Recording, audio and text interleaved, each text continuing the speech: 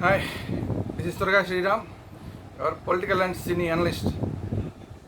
So Prakash Raj కావాలని పవన్ కళ్యాణ్ రెచ్చగొడుతున్నట్టుగా క్లియర్గా కనిపిస్తుంది. అనవసరమైన వివాదంలో దూడి లడ్డు వివాదంలో అనవసరంగా తనకి సంబంధం లేని విషయంలో దూరిన ప్రకాష్ రాజు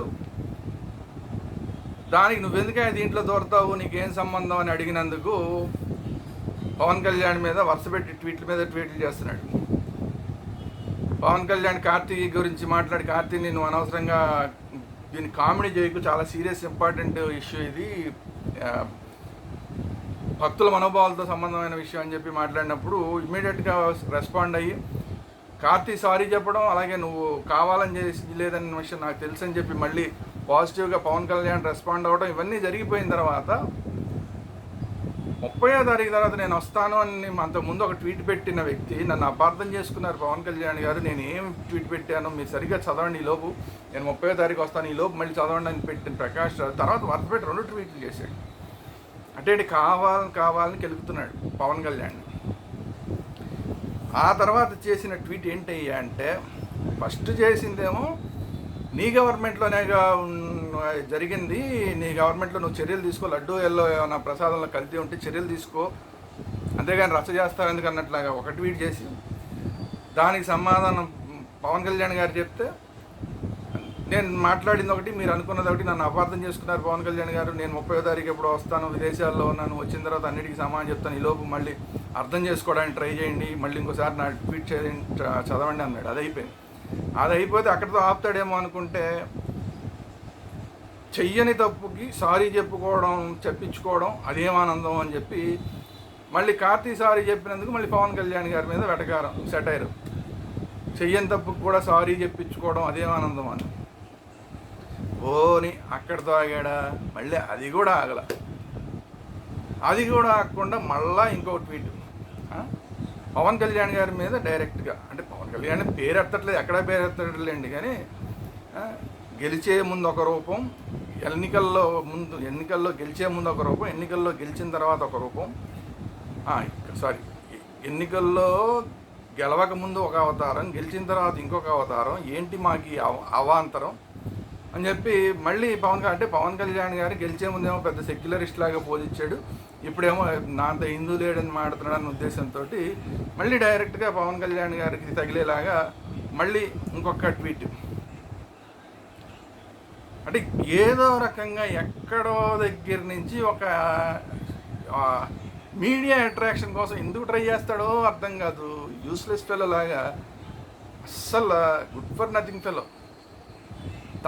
తన కోసం నిలబడ్డ వాళ్ళని తను ప్రశ్నించడం, తను ఎవరైతే సపోర్ట్ చేశారో వాళ్ళకి వెన్నుపోటు పడవడం, ఇలాంటివన్నీ చేస్తుంటాడు.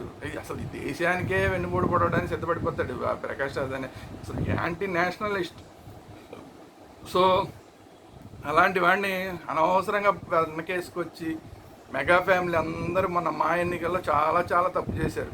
ఇప్పటికి అర్థమై ఉంటుంది వాళ్ళకి ఎంత తప్పు చేసామరా బాబు అని. అంతకుముందు కూడా పవన్ కళ్యాణ్ గారి గురించి అనేక మాటలు మాట్లాడారు. అయినా కూడా పెద్ద మనసు చేసుకుని పవన్ కళ్యాణ్ గారు సపోర్ట్ చేయడం, నాగబాబు గారు సపోర్ట్ చేయడం, చిరంజీవి గారు సపోర్ట్ చేయడం, ఇన్ని జరిగిన తర్వాత కూడా ఇప్పుడు మళ్ళా తను ఎవరైతే సపోర్ట్ చేసి తనని మా అధ్యక్షుడిగా చేద్దామని ప్రయత్నం చేశారో వాళ్ళనే ఇప్పుడు మళ్ళీ అనేలాగా మళ్ళీ మొదలైనవి. అంటే చూడండి ఎలాంటి మనిషి, ఏ మాత్రం నమ్మదగ్గ వ్యక్తి ఏమాత్రం కాదు ప్రకాష్ రాజ్. ఇప్పుడు రేపు 30వ తారీఖు వచ్చిన తర్వాత ఇంకా ఎన్ని మాట్లాడతాడో, ఇంకా ఎంత అంటే ఏమీ లేదు, మీడియా అట్రాక్షన్ కొంత తన వైపుకి తిప్పుకోవాలని ప్రయత్నం, కొంత గొప్ప పొలిటికల్గా ఏదో అయిపోవాలని ఒక తాపత్రయం. ఆ తాపత్రయం ఎడితిరిగి తీరదు. ఎందుకంటే చీకొట్టారు. అక్కడ కర్ణాటకలో పోటీ చేస్తే కర్ణాటకలో సొంత రాష్ట్రం ప్రజలు చీకొట్టి అవతలు పంపించారు. ఎంపీగా పోటీ చేస్తే ఓడగొట్టి, వాళ్ళ డిపాజిట్లు కూడా వచ్చినాయో లేదో నాకు డౌట్, ఓడగొట్టి పంపించారు. సరే మా ఎన్నికలకు ఇక్కడికి ఆంధ్రప్రదేశ్కి వచ్చి నేను ఆంధ్రప్రదేశ్ వాడిని అని చెప్పి అక్కడ మొన్న కర్ణాటక నా రాష్ట్రం అని చెప్పి అక్కడికి వెళ్తే అక్కడ చీకొడితే మళ్ళీ అక్కడి నుంచి వచ్చేసి ఇక్కడ తమిళనాడులో పోటీ చేశాడు. తమిళనాడులో పోటీ చేద్దామని ప్రయత్నం చేస్తే తమిళనాడు వాళ్ళందరూ నువ్వు ఇక్కడ మావాడి కాదు, నువ్వు పోటీ చేయడానికి వీల్లేదంటే మళ్ళీ అక్కడి నుంచి వచ్చి మళ్ళీ ఆంధ్రప్రదేశ్కి వచ్చి నేను ఆంధ్రప్రదేశ్ వాడిని అని చెప్పి మళ్ళీ మా ఎన్నికల్లో పోటీ చేయడానికి ట్రై చేయడం, అక్కడ సరే అలాగో ఓడగొట్టామనుకోండి. అంటే చూడండి ఎక్కడికక్కడ ఊసరవెల్లిలాగా ఎక్కడెక్కడ మాటలు మారిపోతాయి. ఎక్కడెక్కడ కర్ణాటకకి వెళ్తే కర్ణాటక వాడిని అంటాడు, తమిళనాడు వెళ్తే తమిళనాడు నేను తమిళనాడు అని అక్కడ ఏదో రకంగా పోస్ట్లోకి రావాలి, ఏదో పోస్ట్ కావాలి. అది అతనికి కావాల్సింది ఏంటంటే ఓ పోస్టు, ఓ రికగ్నిషను, మీడియాలో ఎప్పుడు అతని గురించి చర్చ. ఇది దీనికోసం జస్ట్ ఆస్కింగ్ అని చెప్పి ఏదో పెట్టడం పెద్ద మేధావిలాగా. ఎన్నోసార్లు ఎంతమందితోనో నేషనల్ లెవెల్లో పచ్చి బూతులు తిట్లు తిన్నాడు, అయినా సిగ్గులేదు. ఓడిపోయాడు ఎన్నో డిబేట్లో, అసలు ఓడిపోయి చీకొట్టించుకున్న పరిస్థితి నేషనల్ లెవెల్లో. అయినా సిగ్గులేదు, అలా మాట్లాడుతూనే ఉంటాడు. హిందుత్వ అని రాగానే దానికి ఏదో రకంగా ఎగనెస్ట్గా మాట్లాడాలనేది ఒకటే టార్గెట్. వీళ్ళంతా సెక్యులరిస్ట్గా మొహానికి ముసుకేసుకుని మాట్లాడతారు. అందుకే అన్నారు పవన్ కళ్యాణ్ గారు, సెక్యులరిజం అంటే వన్ వే కాదు నాయన, 2 ways ఉంటాయని. అయినా ఈ బుర్రలకి అర్థం కాదు.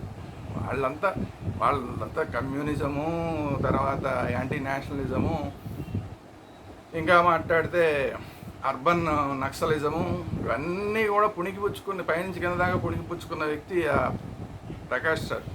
సో అలాంటి వాడు ఇప్పుడు పవన్ కళ్యాణ్ గారిని రెచ్చగొడుతున్నారు. రేపు 30వ తారీఖు వచ్చిన తర్వాత ఇంకెంత రెచ్చగొడతారో ప్రకాష్ రాజ్ గారు ఇప్పుడు చూడాలి. మరి దీనికి ఎక్కడెక్కడ పవన్ కళ్యాణ్ ఫ్యాన్స్ సరిగ్గా పెద్ద రియాక్ట్ అవుతున్నట్టు కనబట్టలేదు నాకు. చూడాలి మరి ఏం జరుగుతుందో. ప్రకాష్ రాజ్ వచ్చిన తర్వాత మళ్ళీ ట్వీట్ల వారు ఎక్కడ దాకా వెళ్తుందో చూద్దాం. పవన్ కళ్యాణ్ ఫ్యాన్స్ ఏ విధంగా రియాక్ట్ అవుతారో చూద్దాం. సో ఇది ఈరోజు వీడియో. పవన్ కళ్యాణ్ని రెచ్చగొట్టే ప్రయత్నం ప్రకాష్ రాజ్ చేస్తున్నారా లేదా, మీ అభిప్రాయాలు ఏంటనేది కామెంట్స్ రూపంలో తెలియజేయండి. అలాగే ఈ వీడియో నచ్చినట్లయితే లైక్ చేయండి. మన ఛానల్ని ఫస్ట్ టైం చూస్తుంటే సబ్స్క్రైబ్ చేయండి. ఇంతకుముందు కూడా మన ఛానల్ చూసి ఒకవేళ సబ్స్క్రైబ్ చేయడం మర్చిపోతే ఇమీడియట్గా సబ్స్క్రైబ్ చేయండి. సో తర్వాత ఒక సబ్స్క్రైబ్ చేయండి, ఒక లైక్ చేయండి, ఒక కామెంట్ చేయండి.